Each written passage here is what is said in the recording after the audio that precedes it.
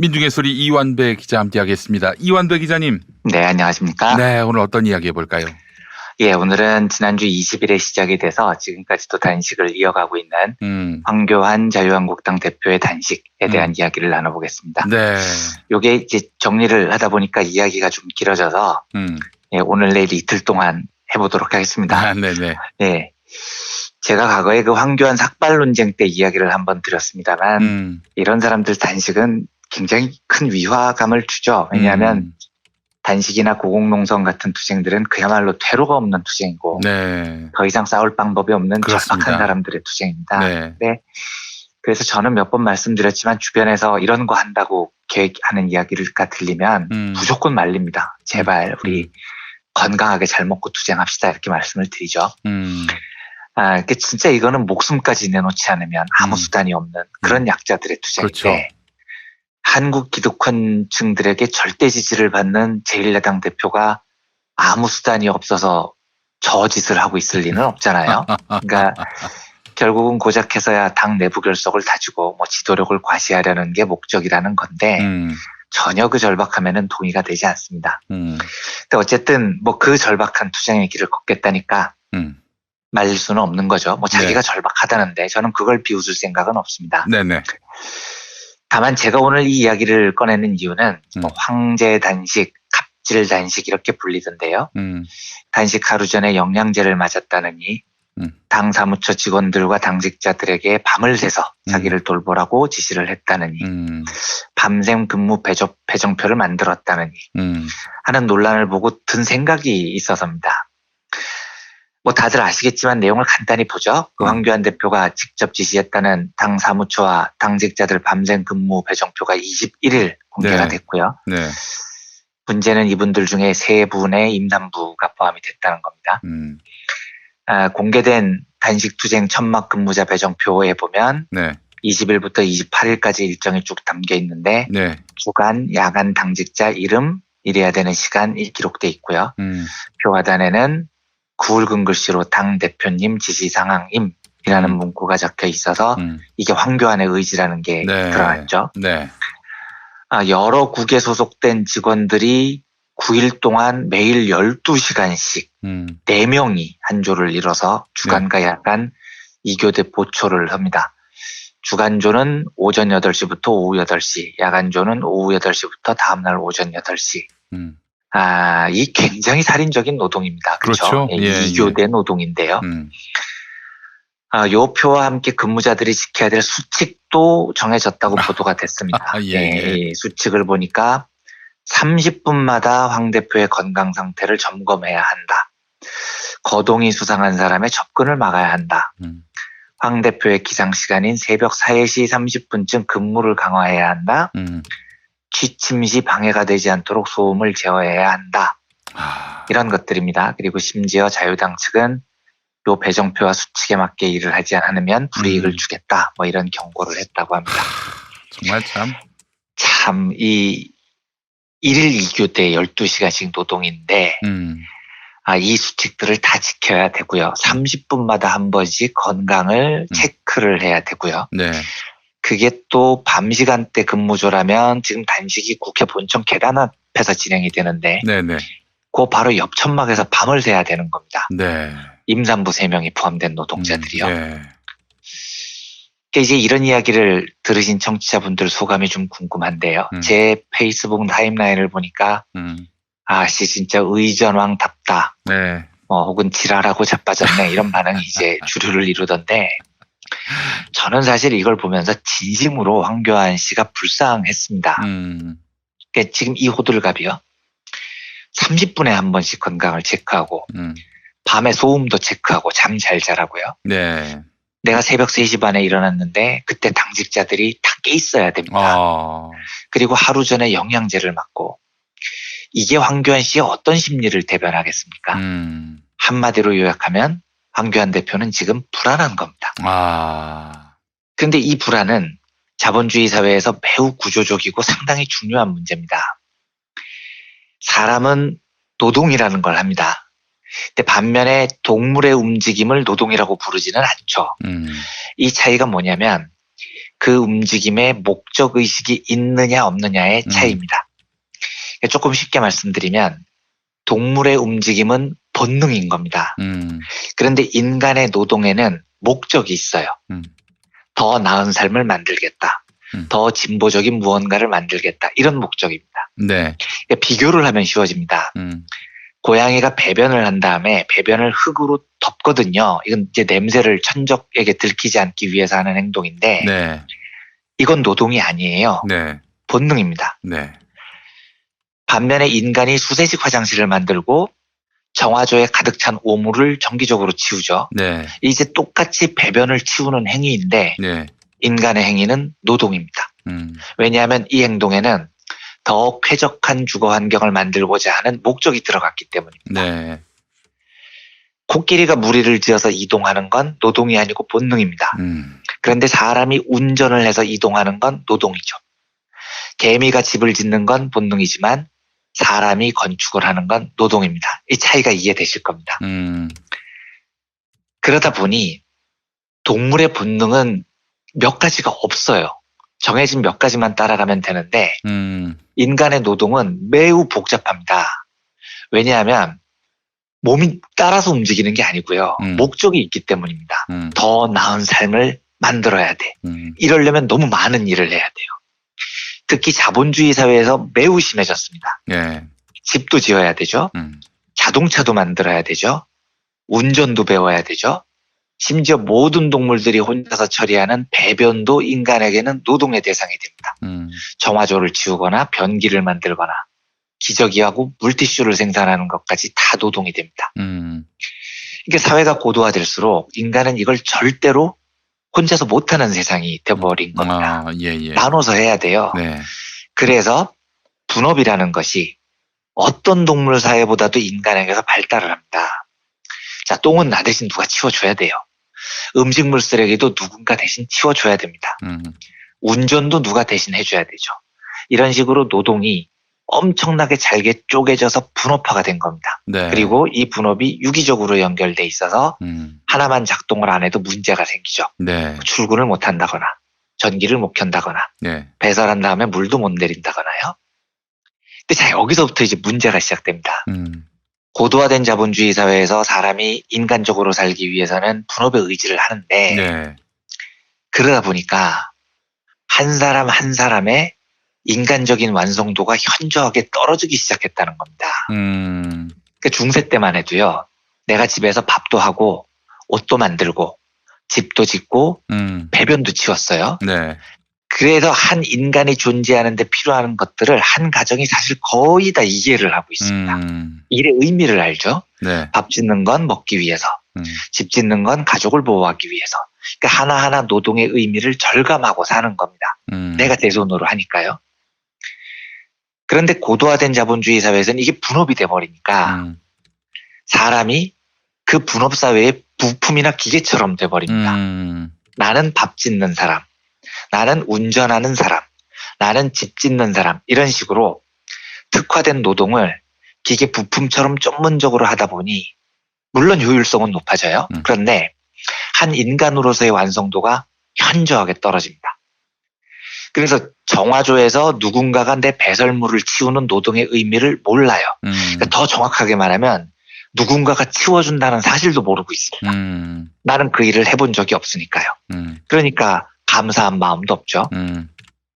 분업화가 효율을 높여주지만 한 인간으로서의 완성도를 심각하게 떨어뜨린다. 이 지적은요.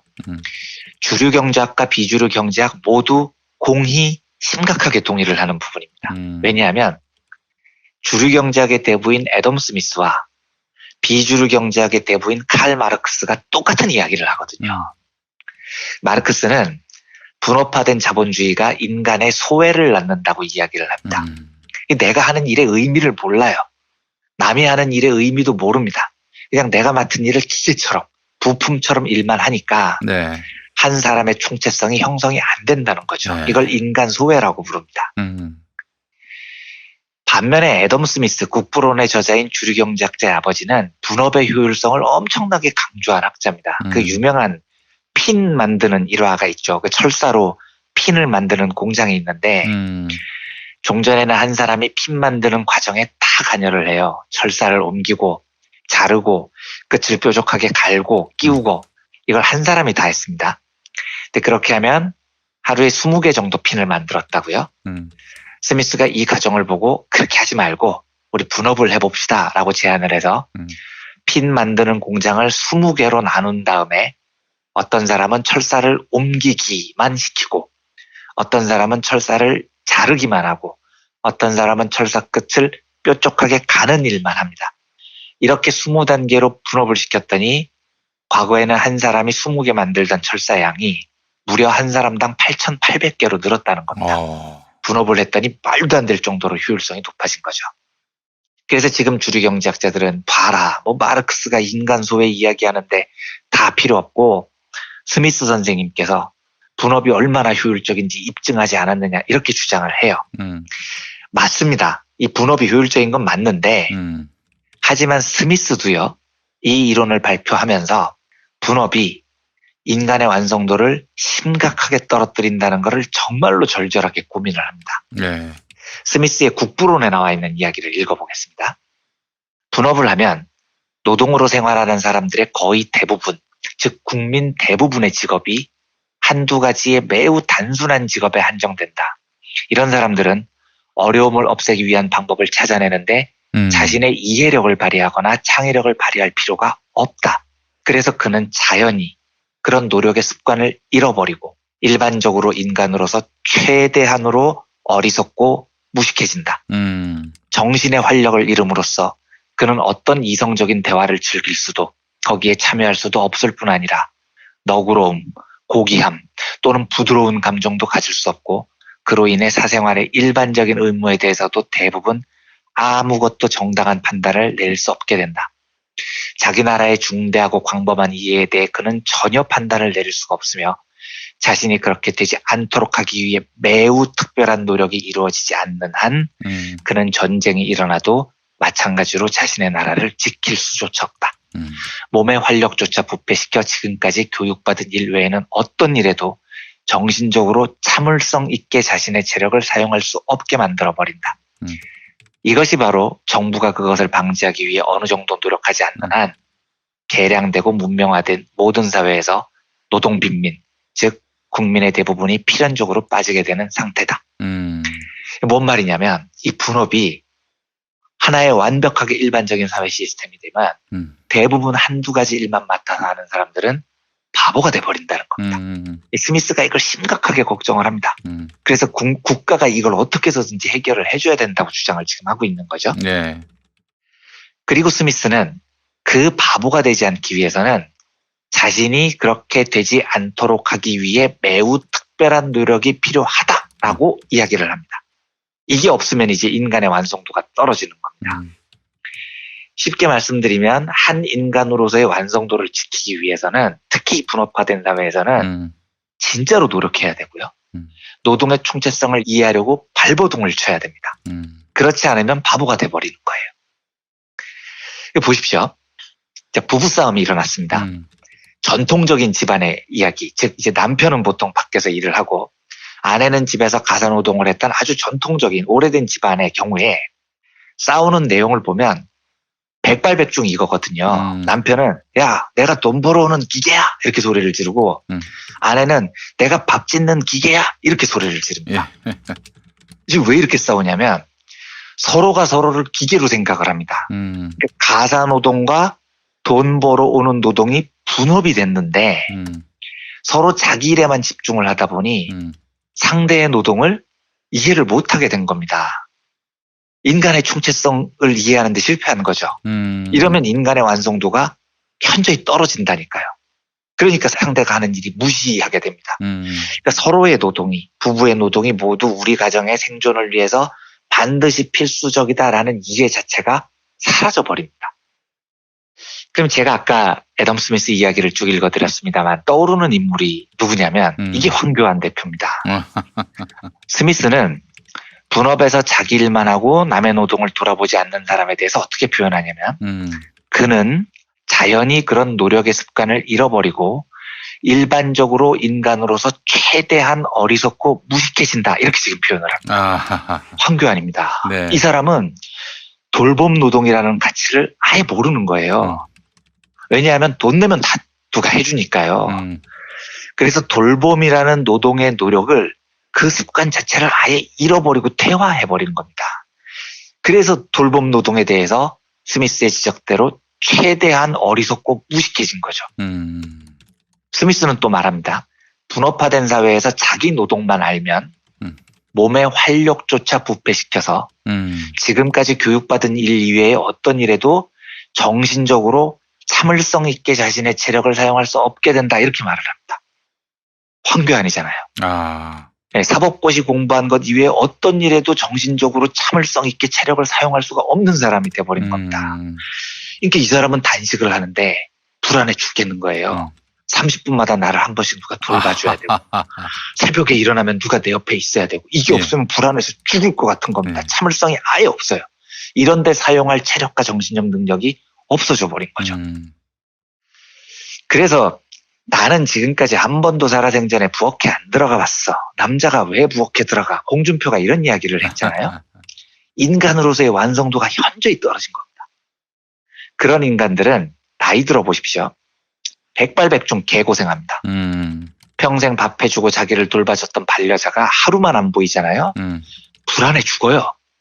그래서 반려자 손을 꼭 잡고 여보 당신 나보다 절대 먼저 죽으면 안 돼. 이렇게 고백을 합니다. 그러면 이제 반려자가 살짝 감동해서 내가 그렇게 소중해요? 라고 물으면 아니 당신이 죽으면 내 밥은 누가 해줘? 뭐 이렇게 돼버리는 겁니다. 이제. 그러니까 황교안처럼 비서가 졸졸 따라다니면서 의전 챙겨주지 않으면 못 견디는 사람들 저런 사람들은 무인도에 떨어지면 하루 만에 죽습니다. 근데 이게 할 줄 아는 게 없어서 죽는 것도 있는데요. 그보다 겁에 질려서 먼저 죽어요. 할 줄 아는 게 없으니까요. 반면에 분업화된 사회에서도 내가 그 일을 하지 않더라도요. 상대의 노동을 존중하고 감사할 줄 아는 사람들. 그러니까 스미스의 말대로 이걸 회복하기 위해서 팔버둥을 치는 사람들은 훨씬 나은 삶을 삽니다. 왜냐하면 내 일이 아니어도 나 대신 누가 택배를 하거나 밥을 지어주거나 운전을 해주는 사람들의 노동을 존중하니까요. 이런 사람들은 그걸 관찰하게 되고 고마워하게 됩니다. 그래서 이런 습관이 있는 사람들은 혼자 있어도 훨씬 덜 불안해요. 인간으로서 필요한 노동이 뭔지 알기 때문에. 그러니까 저는 정치인들 만날 기회도 없지만 혹시라도 만날 기회가 있으면 문을 자기 손으로 여는지 차를 자기 손으로 따라 마시는지 운전을 자기 손으로 하는지 이런 걸 진짜 유심히 봐요. 물론 시간을 아끼기 위해서 효율을 위해서 그런 노동을 비서관이나 보좌관에게 맡길 수 있죠. 있는데 이게 눈빛을 보면 보입니다. 그걸 싸구려 노동이라고 생각을 하고 내 밑에 사람들에게 던져버리는 사람이냐 아니냐가 보이기 시작합니다. 그리고 그걸 싸구려 노동이라고 생각하고 거들먹거리는 사람은 여야를 막론하고 정치를 하면 안 됩니다. 인간으로서 완성도가 너무 떨어집니다. 민중의 삶을 이해 못하죠. 저는 황교안 대표의 저 근무표를 그러니까 불안 증세 같은 걸로 보는데요. 결국 애덤 스미스 말처럼 최대한 어리석고 최대한 무식해진 거죠. 그래서 우리 정치가 이런 사람들이 아니라 완성도가 좀 높은 사람들이 해야 됩니다.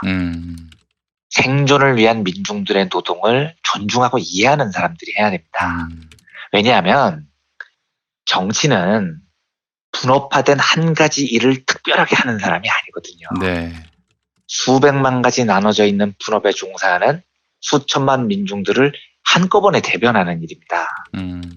그런데 그 종합적인 일을 하는 사람이 돌봄 노동의 가치를 몰라서 누가 옆에 없으면 불안해가지고 똥도 제대로 못 사는 사람들이 그래서 자기 밑에 사람들을 이교대로 그 추운 겨울에 돌려가며 임산부까지 돌리는 사람이 정치를 해서야 되겠습니까? 부디 노동의 의미를 이해하고 인간으로 완성도가 좀 더 높은 사람들이 정치를 하기를 바라는 간절한 마음으로 오늘 이야기를 나눠봤고요. 내일은 의전이라는 게 경제에 어떤 영향을 미치는지에 대한 이야기를 이어서 나눠보겠습니다. 이완배 기자님 오늘 말씀 잘 들었습니다. 네, 내일 뵙겠습니다. 감사합니다.